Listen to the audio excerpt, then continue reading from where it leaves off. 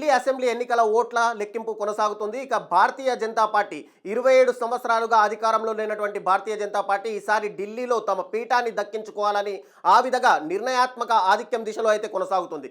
మొత్తం 70 స్థానాలు ఉన్నటువంటి ఢిల్లీ అసెంబ్లీలో 45 స్థానాల్లో భారతీయ జనతా పార్టీ ఇప్పటికే ఆధిక్యంలో ఉండగా ఆమ్ ఆద్మీ పార్టీ 24 స్థానాల్లో ఆధిక్యంలో అయితే కొనసాగుతుంది. మరోవైపు అటు ఇండియా కూటమిలో భాగమైనటువంటి ఆప్ కాంగ్రెస్ ఈసారి విడివిడిగా పోటీ చేయడంతో కాంగ్రెస్ ఇప్పటి వరకు కూడా ఏ స్థానంలో కూడా ఆధిక్యంలో కనీసం లీడ్లో కూడా కొనసాగే పరిస్థితి అయితే కనిపించట్లేదు. ఇక 27 సంవత్సరాల తర్వాత ఢిల్లీలో బీజేపీ తిరిగి అధికారంలోకి వచ్చే దిశగా అయితే కనిపిస్తుంది.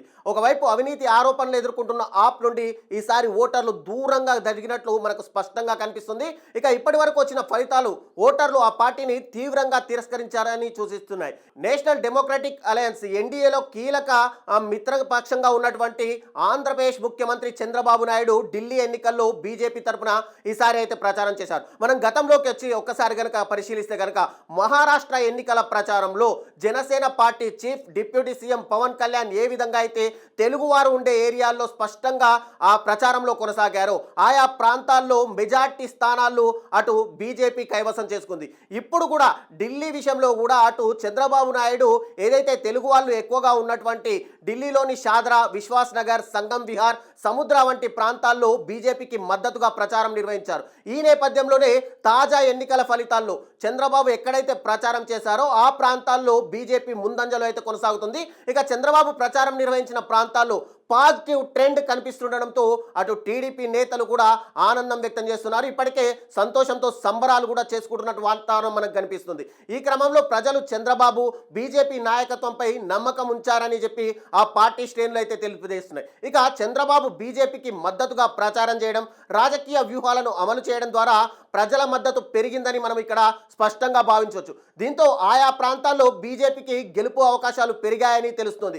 ఇక ఆంధ్రప్రదేశ్ ముఖ్యమంత్రి నారా చంద్రబాబు నాయుడు ఇటీవలే ఢిల్లీలో బీజేపీ అభ్యర్థుల ప్రచారంలో అయితే పాల్గొన్నారు. ఈ ప్రచారంలో ఆయన బీజేపీకి మద్దతు ప్రకటించి తెలుగు ప్రజలతో పాటు అనేక మంది ఈ పార్టీకే ఓటు వేయాలని సైతం ఢిల్లీ ప్రజలకైతే పిలుపునిచ్చారు. ఇక ప్రచారంలో చంద్రబాబు నాయుడు ఢిల్లీ అభివృద్ధి కోసం బీజేపీ ఖచ్చితంగా అవసరమని, కేజ్రీవాల్ ప్రభుత్వం 10 ఏళ్ల పాలనలో ఢిల్లీని తగిన విధంగా అభివృద్ధి చేయలేదంటూ కూడా ఆయన ఆరోపణలు అయితే గుప్పించారు. ఇక తాగునీరు, వాతావరణ కాలుష్యం వంటి సమస్యలను పరిష్కరించడానికి బీజేపీ నాయకత్వం ఖచ్చితంగా ఢిల్లీకి అవసరం అంటూ కూడా ఆయన ఎన్నికల ప్రచారంలో అయితే స్పష్టంగా ప్రచారం చేస్తూ వచ్చారు. ఇక ఈ ప్రచారం ద్వారా ఆయన ప్రజలతో బీజేపీకి మద్దతు పెంచేందుకు చాలా వరకు కృషి చేశారు. ఆయన ప్రచారంలోనే భాగంగానే బీజేపీ అభ్యర్థుల విజయానికి అవసరమైన మద్దతు అందించేందుకు ప్రజలు సైతం చంద్రబాబును ప్రోత్సహించారు. ఇక బీజేపీ ప్రభుత్వం తీసుకొచ్చినటువంటి అభివృద్ధి కార్యక్రమాలను చంద్రబాబు అటు ఢిల్లీ ప్రజలకు వివరిస్తూనే ఢిల్లీలో జరుగుతున్నటువంటి అసెంబ్లీ ఎన్నికలు రాష్ట్రానికి కీలకమైనవని,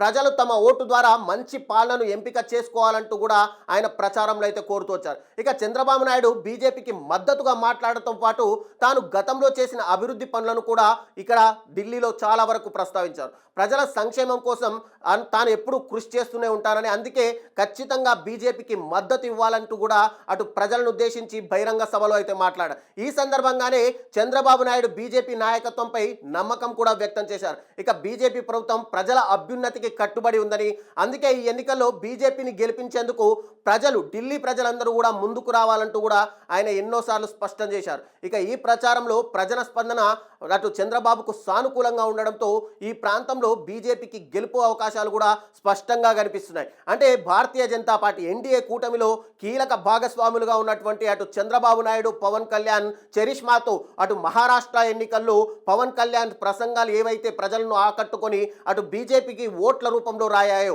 ఇటు చంద్రబాబు అనుభవం, చంద్రబాబు రాజకీయ చతురతతో కూడా ఢిల్లీ ప్రజలు ఆయన్ని ఆకట్టుకోవడం, చంద్రబాబు ఏదైతే సంక్షేమం విషయంలో దృష్టి సారిస్తారో అలాగే ఢిల్లీలో కూడా అదేవిధంగా సంక్షేమము భారతీయ జనతా పార్టీ ద్వారానే ఖచ్చితంగా వస్తుంది అంటూ చంద్రబాబు నాయుడు చెప్పడంతో కూడా ఢిల్లీ ప్రజలు ఒక్కసారిగా అటు ఢిల్లీలో ఉన్నటువంటి తెలుగు ప్రజలు కూడా చంద్రబాబు నాయుడు మీద నమ్మకంతో అటు భారతీయ జనతా పార్టీకి ఈసారి ఓట్ల రూపంలో వచ్చాయని తెలుస్తుంది. మరోవైపు చంద్రబాబు నాయుడుతోటే కాకుండా ఇతర తెలుగు ఎంపీలు కూడా అటు తెలుగు ప్రాంతాల్లో ఉన్నటువంటి ప్రజలు ఉన్నటువంటి ప్రాంతాల్లో పెద్ద ఎత్తున ప్రచారంలో పాల్గొన్నారు. వీళ్ళన్నిటి కూడా ఇక్కడ సానుకూల సంకేతాలు అయితే మనకు కనిపిస్తున్నాయి. ఖచ్చితంగా ఈసారి 27 సంవత్సరాల తర్వాత భారతీయ జనతా పార్టీ ఢిల్లీలో పీఠం కైవసం చేసుకోవడానికి స్పష్టమైన మెజార్టీ దిశగా అయితే వెళ్తోంది.